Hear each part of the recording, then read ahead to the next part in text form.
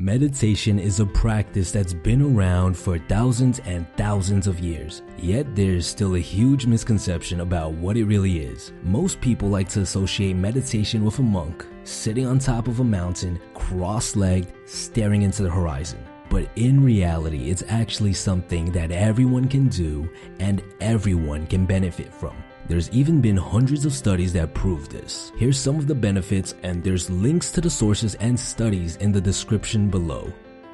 To understand what meditation really is, we have to look at our own lives first. There's something that we're doing every single day for the majority of the day. We're thinking. We're always thinking. Best-selling author Eckhart Tolle even goes as far to say that humans are addicted to thinking. Try to stop thinking right now for just 10 seconds.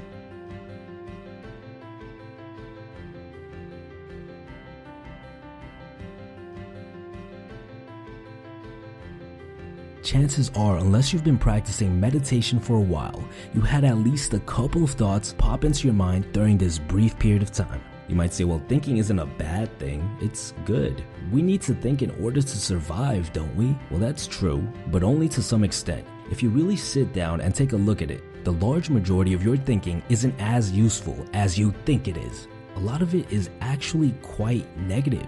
Just to prove a point, I took the privilege and sat down with a pen and paper for 5 minutes and recorded as many of my thoughts that I could. I had a total of a whopping 2 thoughts that I would consider to be either positive or constructive, while on the other hand, I had a total of 11 thoughts that I would consider to be negative and not constructive at all. They also have a direct correlation with how you feel.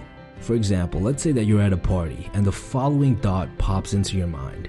What am I doing with my hands? I should be talking to people. Am I being awkward? And all of a sudden, you're feeling anxious. Another example. Let's say that you're on the train and somebody steps on your shoe by accident. You start thinking, he didn't even say sorry. How dare he? What an asshole. And all of a sudden, you're feeling angry.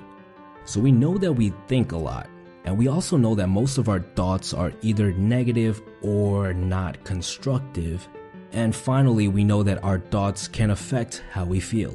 So you can see how we came to the conclusion that thinking too much might just make you feel crappy sometimes. Now, what does thinking have to do with meditation? Well, there's hundreds of different ways that you can meditate. There's breathing meditation, there's mantra meditation, there's guided meditation, just to name a few. But all of them do one thing in common. They teach us how to slow down the amount of thoughts entering our mind, as well as the speed of which thoughts enter our mind. And with practice, you can even reach points where you have no thoughts for short periods of time. And this is why meditation has so many benefits. When you think less, you become more in control of your emotions. When you practice meditation, you're basically teaching your mind how to turn off your thoughts like a switch. So the next time somebody steps on your shoe and you start thinking, how rude, you can just turn it off. You can control whether or not you want to get mad. On top of that, when you think less, you start spending less time in your head and more time outside.